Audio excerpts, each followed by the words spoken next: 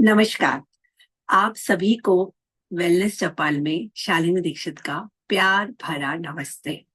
और क्योंकि आज शरद पूर्णिमा है तो शरद पूर्णिमा के पावन अवसर पर मैं आप सभी का स्वागत इन सफेद फूलों से कर दी। सब ओरिजिनल नहीं है, मेरे पास यही थे तो मैंने यही अरेंज कर लिए।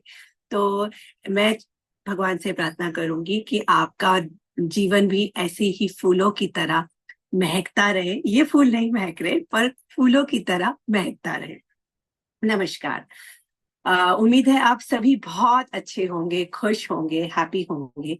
और आप सभी ने अपने आप को चेक किया होगा कि आपका क्या माइंडसेट है, फिक्स है या ग्रोथ माइंडसेट है, उस सब के बारे में। क्योंकि मुझे बहुत लोगों के मैसेजेस आए कि ऐसा लग रहा था कि शाली तुम हमारे बारे में बात कर रही हो।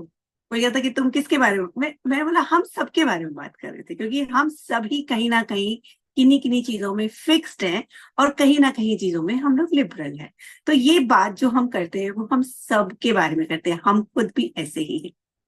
और क्योंकि हमारी जो सीरीज है माइंड के ऊपर चल रही है, माइंड सेट्स पे चल रही है, मन स्थिति पे चल रही है, और आज शरद पूर्णिमा का दिन है।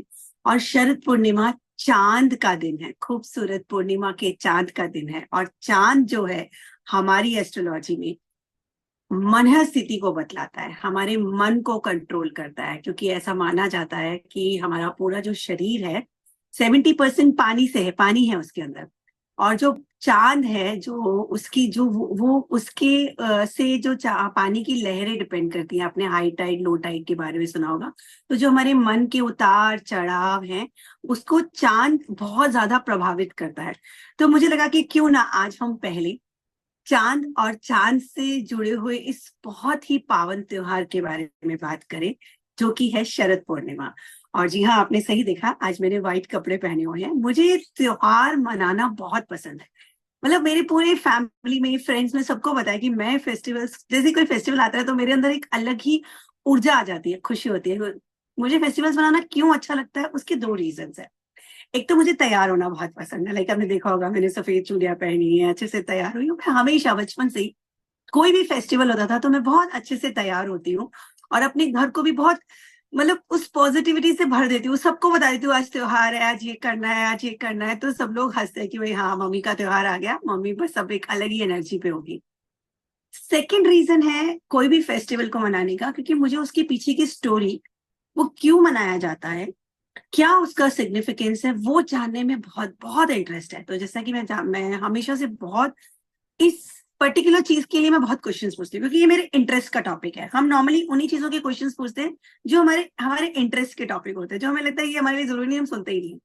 और क्योंकि त्योहार और त्योहार से रिलेटेड कहानियां वो मुझे बहुत शुरू से फैसिनेट करती है, तो मैं मेरे फादर से हमेशा, दादाजी से, क्योंकि मैंने आपको बताया कि मेरे पेरेंट्स, मेरे फादर, मेरे ग्रैंडफादर वो सब एस्ट्रोलॉजर, पापा एस्ट्रोलॉजर हैं, दादाजी एस्ट्रोलॉजर थे।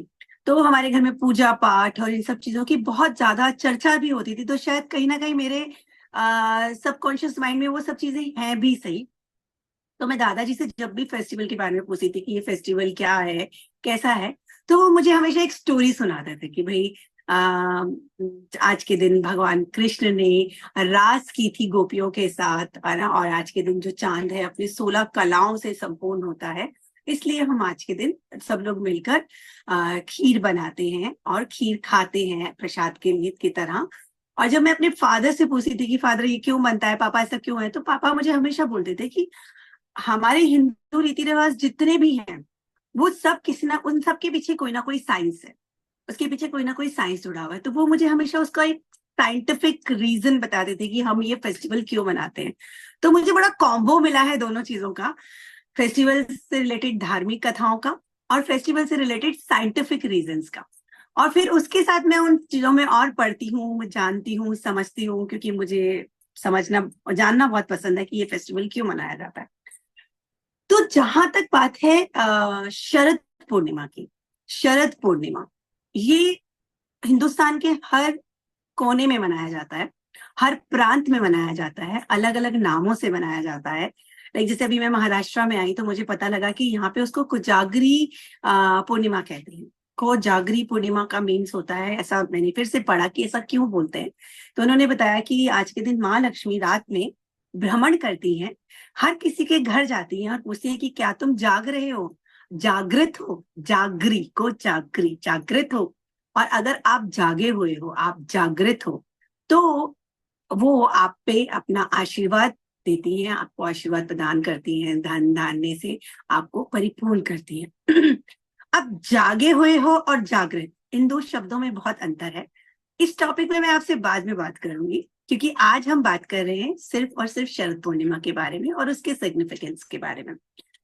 तो जो शरद पूर्णिमा है, जितना मैंने समझा, जाना, लोगों से पता किया, तो शरद पूर्णिमा सिर्फ पूजा भक्ति नहीं, वो कर्म है, वो योग है।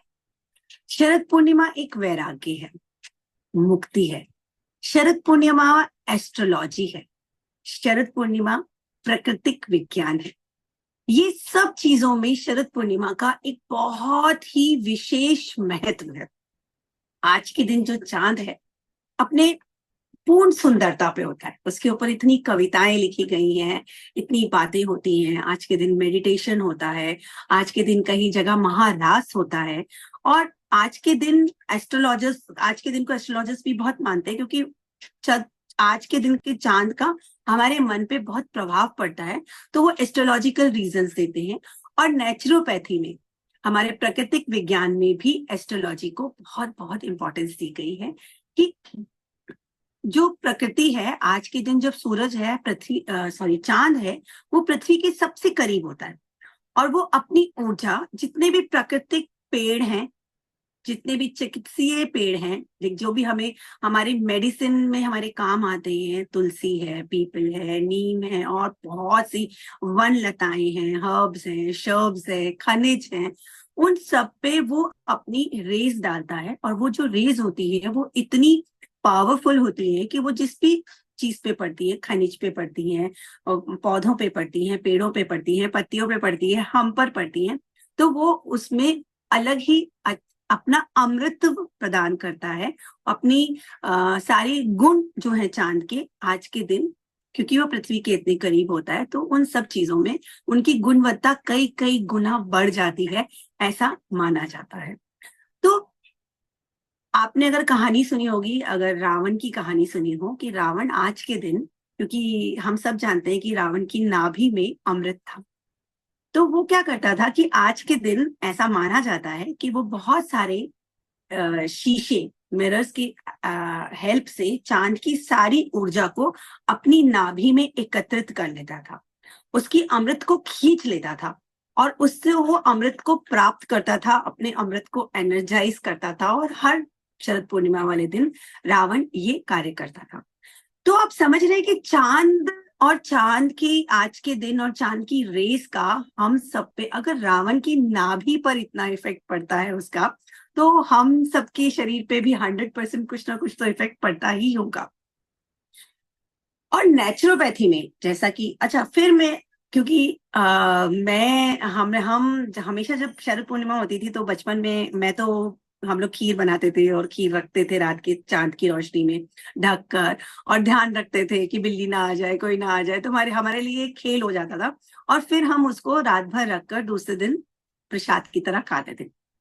फिर जब मेरी शादी हुई तो मेरी सासू माँ ने बोला कि वो क्या करती, क्योंकि मैंने आपसे भी मैं जानना चाहूंगी, जरूर जानना चाहूंगी कि आप शरद पूर्णिमा पे क्या करते हैं, आपने बचपन में क्या किया, अब आप क्या करते हैं, या अब आपने करना छोड़ दिया क्योंकि कोई बहुत से लोग बोलते हैं अब कोई खाने वाला नहीं है, क्या करें, किसके लिए करें, तो ऐसा नहीं है। आप अपने लिए करिए, अपने शरीर के लिए कीजिए, अपने आप के लिए कीजिए। तो जो जो खीर हम बनाते हैं उस चीज को, तो ऐसा बोलते हैं कि खीर ही क्यों बनाते हैं, खीर किस लिए खीर बनाते हैं, जी बिल्कुल सही बात है, खीर, पर खीर ही क्यों बनाते हैं? क्या कभी आपने सोचा कि खीर क्यों बनती है? किसी के पास इसका आंसर है कि हम शरद पूर्णिमा वाले दिन खीर ही क्यों बनाते हैं, कुछ और क्यों नहीं बनाते? उसके पीछे भी साइंटिफिक रीजन है। प्रकृति विज्ञान के जितने भी साइंटिस्ट हैं वो ऐसा मानते हैं कि जो चावल है उसमें लैक्टो एसिड, सॉरी, जो दूध है उसमें लैक्टो एसिड होता है। और चावल जब उसमें मिल जाता है, जब चावल की दूध के अंदर मिल जाता है, दूध में लैक्टो एसिड होता है, और चावल जब उसमें मिल जाता है तो वो एक स्टार्च वो स्टार्च बन जाता है। और वो जो खीर और चावल और दूध का जो मिश्रण है, उसमें जब चांद की रेस वो ज्यादा अच्छे से खींच पाता है, और सारी जो रेज है वो उस चांद उसमें आकर वो एक बहुत ही अच्छी मेडिसिन बन जाती है, जो हमारे शरीर में जितने भी तत्व हैं उन सबको बैलेंस करती है। तो इजंट इट ग्रेट, कितना साइंटिफिक रीजन है। क्योंकि वो लैक्टो एसिड और वो चावल मिलकर, उनमें ये एनर्जी होती है कि वो चावल की, जिस तरह से रावण अपनी नाभि में वो अमृत खींच लेता था, ऐसे ही जो ये खीर होती है, ये जो चावल की खीर है, वो चांद की रोशनी में रखने से चांद की रेस को अपनी तरफ खींचती है और चांद के सभी गुणों को अपने अंदर समा लेती है। और उस खीर जो रात भर हम उसे रखते हैं, दूसरे दिन जब उसको हम प्रसाद समझ के, भगवान का भोग समझ कर खाते हैं, तो वो हमें आत्मीय सुख भी देता है और हमें वो शारीरिक सुख भी देती है। इसलिए खीर बनाई जाती है। तो हाँ, जब हम बोलते हैं कि हम बच्चों को कुछ बोलते हैं, बच्चे सुनते नहीं है, तो क्योंकि आजकल के बच्चे लॉजिक पे चलते हैं, उनको लॉजिक जानना है, क्यों करना है, किस लिए करना है। तो हमें उनको कन्विंस करने के लिए ये सब चीजें जानना बहुत जरूरी है कि ये सब फेस्टिवल्स क्यों मनते हैं, इनकी क्या इंपॉर्टेंस है, क्या सिग्निफिकेंस है, क्या साइंटिफिक रीजंस है। क्योंकि बिना साइंटिफिक रीजन जाने, बिना लॉजिक जाने, आजकल की जनरेशन तो कुछ नहीं करने वाली। ठीक है, बात मान के कर लेंगी, पर क्यों हमें सिर्फ बात मनवा के काम करना है? क्यों ना हमें उन्हें वो लॉजिकली कन्विंस करना है। क्योंकि जब वो लॉजिकली मान जाएंगी तो वो आगे हमारे जाने के बाद भी वो सब चीजों को वैसे ही करेंगे जो हमारी भारतीय परंपरा में है, और जो कि बहुत ही एडवांस है। हमारे पूरे शरीर के बारे में बात करते हैं। तो अब हम बात करते हैं कि 16 कला संपूर्ण, जो कहते हैं 16 कलाएं क्या है। अगर आपने सुना हो कि भगवान राम वो 12 कला संपूर्ण थे, और भगवान कृष्ण, उनके लिए ऐसा माना जाता है कि वो 16 कला संपूर्ण थे। तो ये 16 कलाएं क्या है ये 16 कलाएं? कभी आपने जानने की कोशिश करी? आपको पता है? क्या आप मुझे बता सकते हैं कि इन 16 कलाओं में से कोई भी एक कला के बारे में बता सकते हैं कि ये कला कौन सी है? वो 16 कलाएं जो भगवान कृष्ण में थी। और ऐसा माना जाता है कि भगवान राम में, एक इंसान में 5-6 कलाएं होती हैं, और एक जानवर में 3-4 कलाएं होती हैं। पर भगवान राम में 12 कलाएं थी, भगवान कृष्ण में 16 कलाएं थी। तो क्या है ये 16 कलाएं? चलिए, मैं आपको बताती हूँ कि ये जो 16 कलाएं हैं उसको हमने कैसे बांटा है। पहली 5 कलाएं, उनको हम बोलते हैं पंचभूत। पंचभूत कलाएं, 5 भूत। क्या है ये 5 भूत? ये है आकाश, वायु, धरती, अग्नि और जल। और ये तो आप सभी जानते हैं कि हमारा पूरा शरीर इन 5 चीजों से बना है। फिर से बता रही हूं मैं आपको, आकाश, धरती, वायु, अग्नि और जल। नेक्स्ट 5 कलाओं में की बात के बारे में हम बात करते हैं। वो 5 है हमारे 5 प्राणा, हमारे अंदर। ये पूरी बात हम हमारे बारे में ही कर रहे हैं, और जो भी कुछ है वो हमारे शरीर की बारे ही बात हो रही है। 5 प्राणास हैं। 5 प्राणास कौन कौन से हैं? अपान, समान, प्राण, उदान, व्यान। कौन कौन से हैं? अपान, समान, प्राण, उदान, व्यान। ये 5 प्राणास हमारे शरीर में अलग अलग जगह पे घूमते हैं। इनको हम 5 वाइटल ब्रेथ्स भी बोलते हैं। तो सबसे पहले जो अपान है, वो हमारी लोअर बॉडी में सर्कुलेट होती है, घूमती है, जो हमारे रेस्पिरेटरी रिप्रोडक्टिव सिस्टम को और हमारे एक्सक्लेरेटरी सिस्टम को मैनेज करती है, बैलेंस करती है। सेकंड आती है समान। समान वायु जो है वो नेवल और डायफ्राम के बीच में घूमती है, और वो हमारे हमारे उस पार्ट में जितने भी हमारे ऑर्गन्स हैं उनको बैलेंस करती है। फिर आते हैं प्राणा। प्राणा में हम आते हैं हमारे चेस्ट और थर्ड एक्स पे। चेस्ट और थर्ड एक्स में हमारे हमारे जो चेस्ट रीजन है, लंग्स हैं, हमारी रिब्स है, इन सब में वो प्राणा का संचार होता है, घूमता है। देन आता है हमारा उदान। उदान जो है वो हमारे सेंसरी ऑर्गन्स को और हमारे अबव नेक में एरिया में सर्कुलेट होती है। सोचिए समझिए कि कितनी सारी वायु है अलग अलग अलग अलग तरह की, तो वो हमारे सेंसरी ऑर्गन्स में हमारे अबव नेक एरिया को में सर्कुलेट करती है। लास्ट इज व्यान। व्यान जो है ओवरऑल पूरी बॉडी के सर्कुलेटरी सिस्टम में जो भी हमारे अंदर हवा का घूम रही है, हमारी जो भी वायु हमारे अंदर है, जो प्राणा हमारे अंदर है, उन सब प्राणा को कंट्रोल करता है। तो पांच पांच भूत मैंने आपको बताए, पांच प्राणा मैंने आपको बताए, तो 5 और 5 हो गए 10, बचे 5। नेक्स्ट 5 में क्या आता है? नेक्स्ट 5 में आते हैं हमारे सेंसरी ऑर्गन्स। जी हाँ, हमारी जननेंद्रियां, हमारे सेंसरी ऑर्गन्स हम बचपन से ही पढ़ते हैं, बचपन से पढ़ते हैं, फिर बच्चों से पढ़वाते हैं, बच्चों के बच्चों से बुलवाते हैं, सबको पता था कि 5 सेंसरी ऑर्गन्स कौन से हैं। तो आप लिख के बताएंगे मुझे? अच्छा, एक सेंसरी ऑर्गन्स लिख के बता दीजिए कौन सा है। जी हाँ, ईयर, आईज, नोज, टंग और और स्किन। जी हाँ, ये 5 सेंसरी ऑर्गन्स हमारे नेक्स्ट 5 कलाओं में आ गए। तो टोटल हो गया 5 + 5 + 5 इज 15। अब लास्ट सबसे इंपॉर्टेंट इज माइंड, जिसके बारे में हम हमेशा बात करते हैं। तो ये मिला के टोटल 16 कलाएं हैं, जो कि ऐसा माना जाता है कि इस समय जो चांद है अपनी पूरी 16 कलाओं से परिपूर्ण होता है, संपूर्ण होता है। और वो 16 कलाएं यानी कि हमारे शरीर में, क्योंकि हमारा शरीर चांद से बहुत ज्यादा इफेक्ट करता है, क्योंकि हमारा 70% शरीर पानी से बना हुआ है, तो चांद की जो रेज हैं वो हमारे इन सब, हमारे 5 प्राणा, हमारे 5 भूता, हमारे सेंसरी ऑर्गना और हमारे माइंड को बैलेंस करने का काम करते हैं। तो आज के दिन अगर हम चांद की रोशनी में बैठकर हम अगर मेडिटेशन करते हैं, ध्यान करते हैं, तो हमारे ये सभी बॉडी की जितने भी मैंने आपको 16 कलाओं के बारे में बताया है, वो सब बैलेंस होते हैं। Isn't it so beautiful? कितना साइंटिफिक है ये सब कुछ, और कितना खूबसूरत है ये सब कुछ। तो अगर हम कुछ भी अपनी कलाओं में से 5, 6, 7, 8 कलाओं को भी बैलेंस कर पाए, तो हम अपनी स्वस्थ जीवन की तरफ एक और कदम बढ़ा पाएंगे और आगे बढ़ जाएंगे।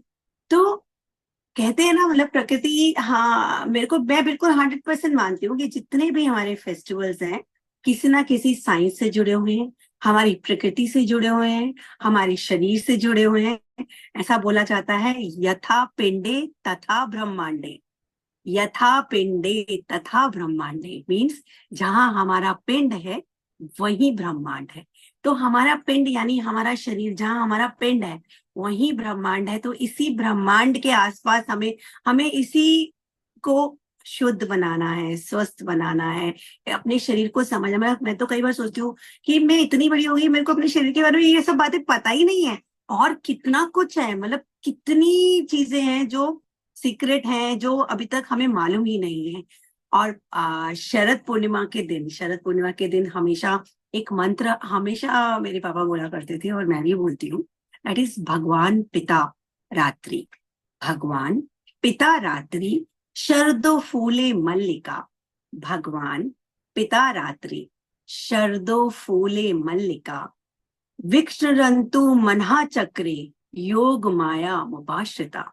मीन्स आज के दिन भगवान कृष्ण ने महारास किया था, और उनके जितने भी प्रियजन थे उन सबके रास को समाप्त किया था। तो आज हम मिलकर सभी हाथ जोड़कर प्रार्थना करते हैं शरद पूर्णिमा के दिन कि भगवान कृष्ण आज के दिन हम सबके अंदर के रास को समाप्त करें, हम सबको आरोग्य दें, और हम सब अपने जीवन में को अमृत बनाएं, अपने जीवन को सुंदर बनाएं। और अपने जीवन को सुंदर बनाने के लिए सबसे अच्छी तरीका क्या है अपने जीवन में? डिसिप्लिन, माइंड, योगा, अच्छा माइंडसेट, ये सब चीजें बहुत इंपॉर्टेंट है। तो मैं उम्मीद करती हूँ कि आपको मेरी ये सब बातें समझ में आई होंगी, और आपको भी कुछ पता है इस आज के दिन के बारे में, आज के दिन की कोई इम्पोर्टेंस के बारे में। आप तो प्लीज हमसे शेयर कीजिए, हमारी भी नॉलेज बढ़ेगी, हम भी जानेंगे। आप प्लीज मुझे बताइए कि आप बचपन में शरद पूर्णिमा कैसे मनाते थे, आज आप शरद पूर्णिमा कैसे मना रहे हैं, अपने बच्चों से कैसे मनवाते हैं, या आपके बच्चे क्यों नहीं सुनते हैं, उनको सुनाइए, उनको बताइए कि हमारा जो हिंदुस्तान कल्चर है वो खाली ऐसे पूजा पाठ नहीं, उसके पीछे हमेशा कोई ना कोई साइंटिफिक रीजन है। ये व्हाइट कपड़े पहनने का भी एक साइंटिफिक रीजन है, क्योंकि जो ये व्हाइट कलर है ये सात्विकता का प्रतीक है, और ये चांद की ऊर्जा को बहुत अच्छे से अब्सॉर्ब करता है, प्योरिटी का साइन है। तो आज के दिन जब व्हाइट, और अगर आप लोगों ने श्योर व्हाइट कपड़े पहने होंगे, और अगर नहीं पहने हैं तो भी चांद उगने में देर है, आप व्हाइट कपड़े पहनिए, शाम को चांद की रोशनी में खीर बनाइए, खीर को बाहर रखिए, भोग लगाइए, सबको खिलाइए, कोई नहीं है खाने वाला तो खुद ही खाइए। और उस खीर में मैं आजकल तो बहुत सारे मैं रील्स देखती हूँ, तो किसी ने ये भी लिखा था कि आप जब वो खीर रखें तो उस खीर में ये बोल कर रखें कि मैं अपने मतलब मैं एक स्वस्थ जीवन की कामना करता हूँ, मेरा जीवन स्वस्थ रहे, खुश रहे, मस्त रहे। और ये बोलकर उस खीर को आप चांद की रोशनी में चांद के आगे प्रार्थना कर कर रखे, ढक कर जाली से, ताकि जाली से उसके अंदर चांद की रेस आ जाए। और उसके बाद और चांद की रोशनी में उसको डाल के फिर दूसरे दिन उसको प्रसाद की तरह खाइए, सबको खिलाइए। और क्योंकि मेडिटेशन का बहुत महत्व है आज के दिन के लिए, तो मैं आज चाहूंगी कि आज हम लोग सब मिलकर शरद पूर्णिमा के इस खूबसूरत पावन पर्व पे मेडिटेशन करें। और आप सब, क्योंकि कृष्ण कृष्ण की कहानी है, ये कृष्ण से रिलेटेड है, तो कृष्ण की बांसुरी पर आज मैं चाहती हूँ कि हम सब कुछ देर के लिए मेडिटेशन करें, अपने आप को जाने, अपने सब कॉन्शियस से मिलें और खुश रहें। तो मैं अपनी टीम से प्रार्थना का रिक्वेस्ट करूंगी कि प्लीज आप कृष्ण की बांसुरी चलाएं, ताकि मैं सबको स्लो वॉल्यूम पे, और मैं थोड़ा सा स्लो, तो और स्लो, और स्लो, हाँ, ताकि मेरी आवाज सबको आ सके। और आप सभी जितने भी यहाँ पे बैठे हैं, आप सभी एक बाहर ओपन स्पेस में भी जाके बैठ सकते हैं, या एक ऐसे कमरे में बैठे जहाँ पे आप शांति से अपना ध्यान दे सके, आपको कोई डिस्टरबेंस नहीं हो। तो आप सभी से मैं प्रार्थना करूंगी कि आप सभी एक आरामदायक पोजीशन में बैठ जाएं, कमरा खुला हो, आपको डिस्टरबेंस नहीं हो, अपने आप को कंफर्टेबल कर लीजिए, और एक गहरी लंबी सांस लीजिए।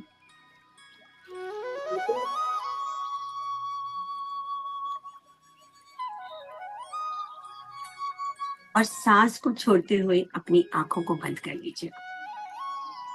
इस गहरी लंबी सांस के साथ आप आंखों को बंद करते हुए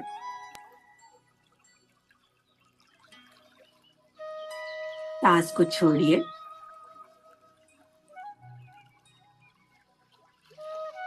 इनहेल,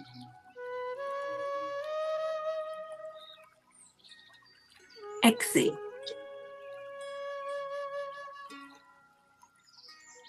इनहेल, एक्सेल। विजुलाइज करिए चांद की रोशनी को, कि चांद की रोशनी आपके आसपास है। अपने आसपास के वातावरण को महसूस कीजिए।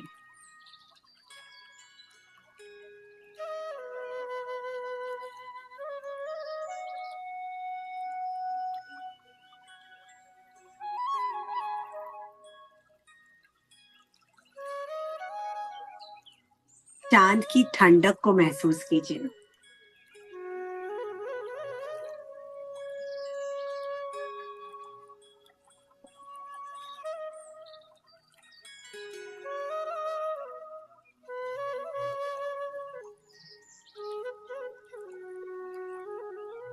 अपनी बंद आंखों से चांद की सुंदरता को निहारिए।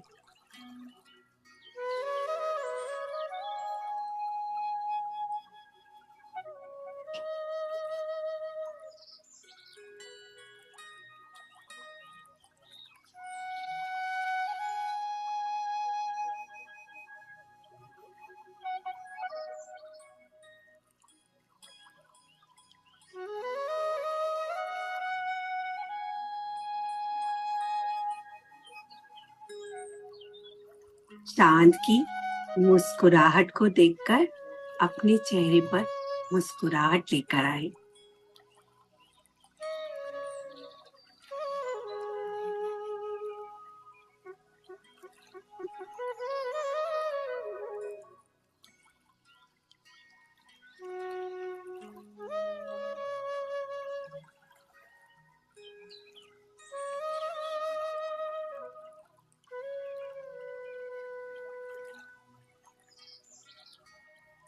चांद चांद की एनर्जी को अपने थर्ड आई चक्रा पर महसूस कीजिए।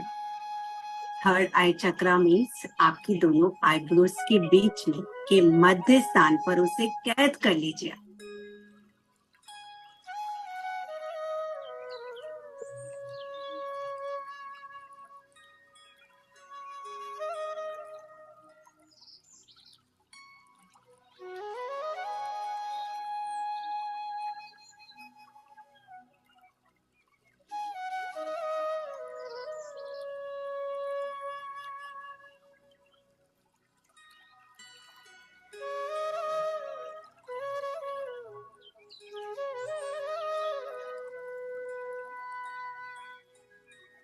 अब चांद की शीतलता को अपने आज्ञा चक्र से विशुद्धि चक्र पर लेकर। विशुद्धि चक्र मीन्स थ्रॉट चक्र। अपने गले में ठंडक को महसूस कीजिए।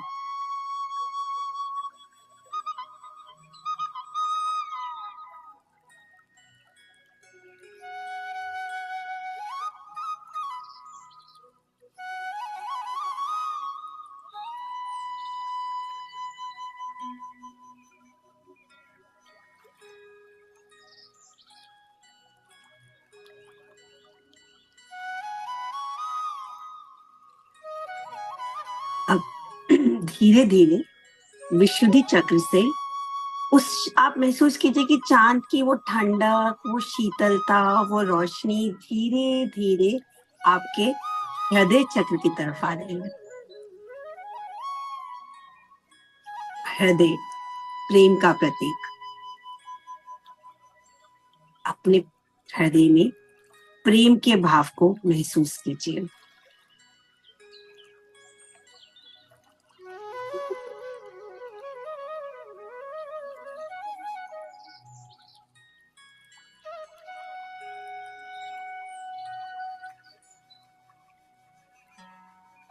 अपने हृदय को एक्सपेंड कीजिए और एक्सपेंड कीजिए with full of love and compassion.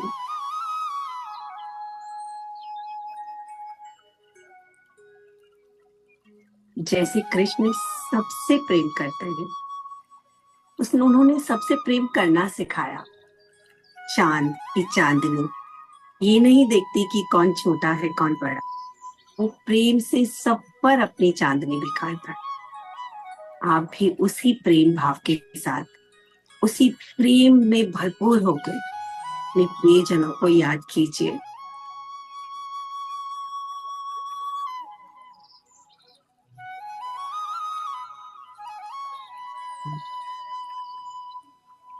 अपने अंदर प्रेम भावनाएं और धीरे धीरे अपना ध्यान मणिपुरा चक्र की ओर लेके जाए।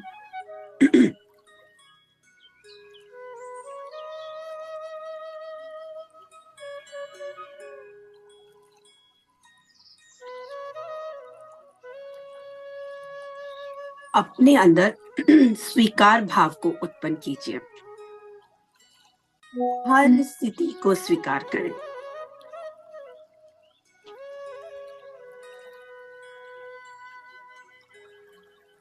स्वीकार भाव उत्पन्न होने से मणिपुरा चक्र बैलेंस होता है और उस पर माँ लक्ष्मी का कृपा बरसती है, आशीर्वाद होता है। क्योंकि जो मणिपुरा चक्र है वो कर्म का प्रतीक है। मणिपुरा चक्र एक्टिव होने से आप कम कर्म प्रधान हो जाते हैं।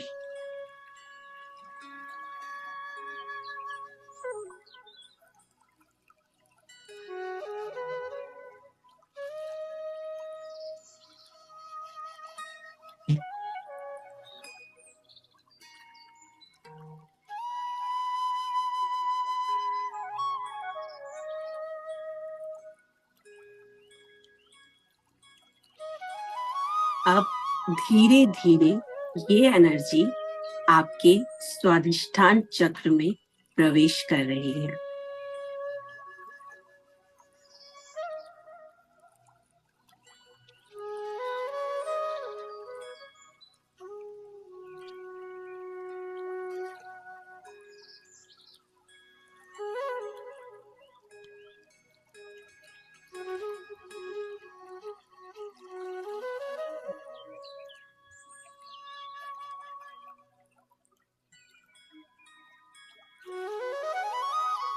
स्वाधिष्ठान चक्र से ये एनर्जी आपकी मूलाधार चक्र में एंटर कर रही है। चंद्रमा की दिव्य रोशनी को महसूस करें। आपका सारा शरीर ठंडक से भर गया है।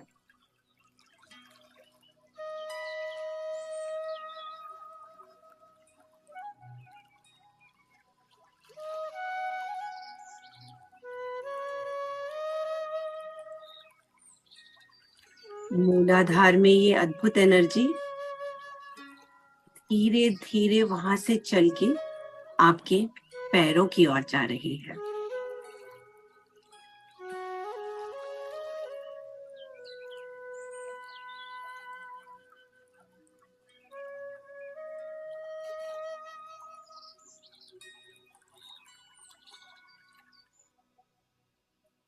आपका पूरा शरीर एक ऊर्जा से भर गया है, दिव्य ऊर्जा से।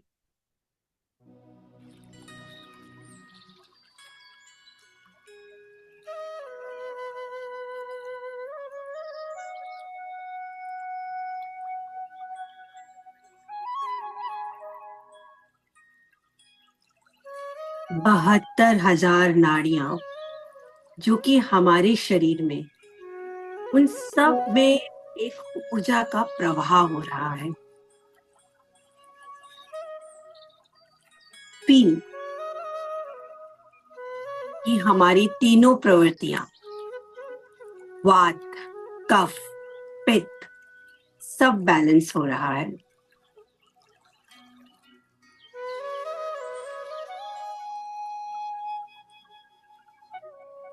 इस अमृत धारा को अपने शरीर के हर हिस्से में महसूस करें।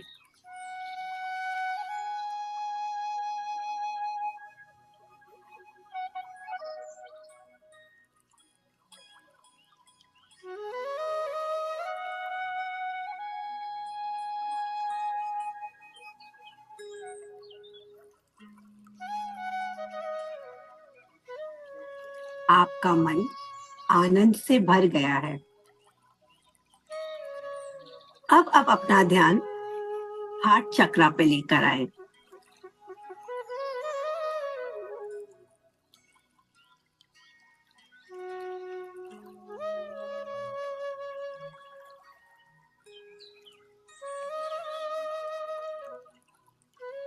इस अमृत की खुशबू को फील करें।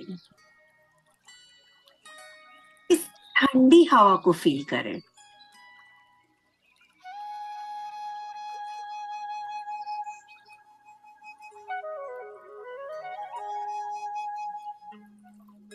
अपनी स्किन पर, अपनी त्वचा पर ठंडक को महसूस करें।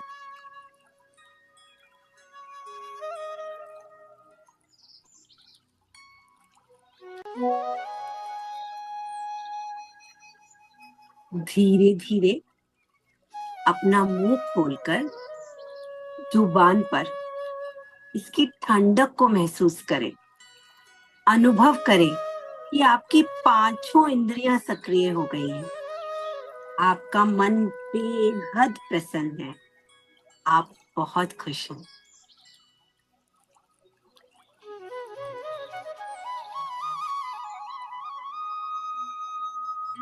इस बांसुरी की धुन ने आपको मंत्र मुक्त कर दिया है।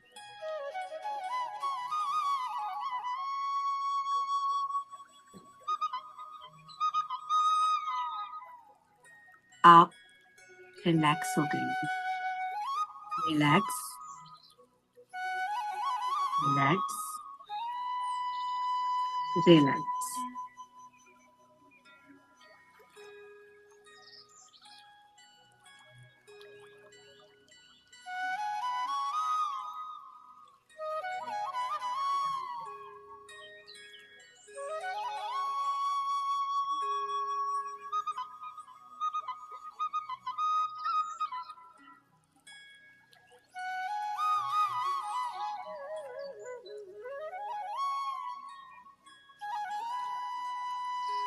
अब आप जैसे ही आपको कंफर्टेबल लगे, धीरे धीरे अपनी आंखें खोल सकते हैं।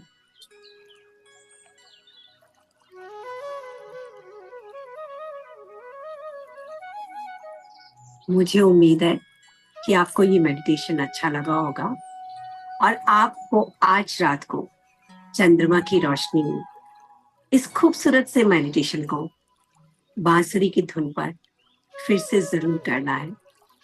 और इसी प्यारे से अनुभव, इस शीतलता के साथ मैं आपसे इजाजत लेती हूँ। नमस्कार। मिलूंगी आपसे अगले सेशन में माइंडसेट के ऊपर। बाय।